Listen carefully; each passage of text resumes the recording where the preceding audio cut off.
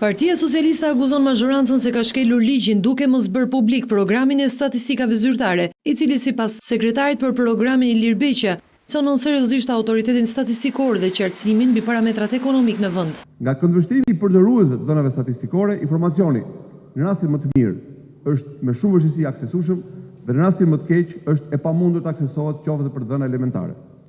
Dhe sikur të mos mjaftonin gjitha këto, aktualisht jemi në shkelje flagrante të ligjit për statistikat. Sot janë mbushur plot 260 ditë që Shqipëria është pa program të miratuar të statistikave zyrtare.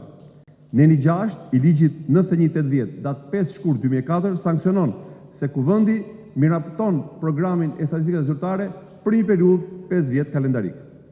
Beqja ka akuzuar Institutin e Statistikave se është vënë i gjithi në funksion të qeverisë, duke prekur në këtë mënyrë nivelin më të ulët të besueshmërisë së tij në këto vite. Politizimi i skajshëm i tij, sipas Beqjes, dëmton ekonominë, kur në kushtet e fshehjes së krizës ata që e posojnë janë shqiptarët.